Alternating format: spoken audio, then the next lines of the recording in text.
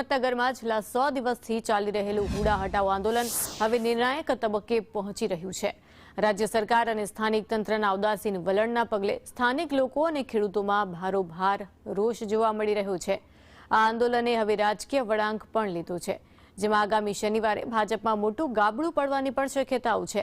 10,000થી પણ વધુ કાર્યકરો અને ચૂંટાયેલા પ્રતિનિધિઓ કેસરીઓ ખેસ ત્યાગી રાજીનામું આપવાની તૈયારી કરી રહ્યા છે। આ આંદોલન અંતર્ગત આગામી શનિવારે 20 તારીખે 10,000થી પણ વધુ લોકો ભાજપમાંથી રાજીનામા આપી પોતાનો વિરોધ નોંધાવશે। ત્યારે રાજકીય ભૂકંપના એંધાણ આ આંદોલનની સૌથી મોટી અસર સત્તાધારી પક્ષ ભાજપ ઉપર જોવા મળી રહી છે। માત્ર સામાન્ય જનતા જ નહીં, પરંતુ ભાજપના પદાધિકારીઓ, તાલુકા અને જિલ્લા પંચાયતના ચૂંટાયેલા પ્રતિનિધિઓ પણ હવે પક્ષથી વિમુખ થવાના મૂડમાં છે। તાલુકા ભાજપ સંગઠનના ઉપપ્રમુખ જીતુભાઈ પટેલ અને જિલ્લા સદસ્યના પતિ સુરેશભાઈ પટેલે પણ આ મામલે નારાજગી વ્યક્ત કરી છે। જો કે આ રાજીનામા પડશે તો આગામી સ્થાનિક સ્વરાજ્યની ચૂંટણીમાં ભાજપને મોટું નુકસાન વેઠવાનો પણ વારો આવી શકે છે। भारतीय जनता पार्टी टोटली नेताओं पे हाथ जोड़ी विनती है कि सत्वरे हुडा रद्द कर, नहींतर आज अमरो प्रसंग है, अमे पाछळ पाछळ फरीए छे। काले तमारो प्रसंग आववानो ज छे 27 तालुका पंचायत जिला पंचायत में, तो अमारे पाछळ पाछळ ना फरવું પડે એટલું યાદ રાખજો। 4,000 मतदान दर आवशे दरेक गामडो। अमे 100% मतदान विरोध पक्षना फेवरमां करवाना छीए।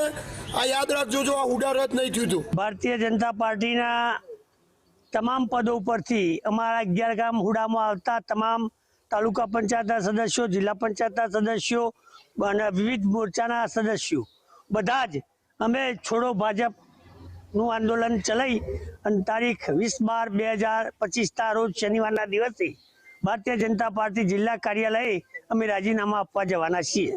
છેલ્લા 100 દિવસથી હુડા હટાવો આંદોલન 11 ગામના ખેડૂતો કરી રહ્યા છે, વિવિધ કાર્યક્રમો આપ્યા છે અને છતાં પણ એ અંગેનો કોઈ નિર્ણય સરકાર તરફથી લેવામાં નથી આવ્યો।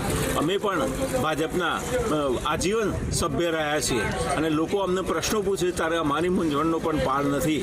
માટે 20મી તારીખે આ 11 ગામના 7,000થી 8,000 પ્રાથમિક ભાજપના પ્રાથમિક સભ્ય પદેથી રાજીનામું આપવાના છે અને સરકાર એ પહેલો સુખદ નિર્ણય લે એવો અમે અપેક્ષા રાખીએ છીએ। ચૂંટાયેલા સભ્યોનો કોઈ પણ કાર્યક્રમ કોઈ જગ્યાએ હશે તો એનો વિરોધ કરવા માટે અમારી 11 ગામની મહિલાઓએ પણ રણશીંકુ ફૂંકી દીધું છે અને એ મહિલાઓ કાળા વાવટા સાથે અને આ પુરુષો કાળા વાવટા સાથે પણ વિરોધ કરવાના છે। એમાં કોઈ પણ જાતની શંકા નથી।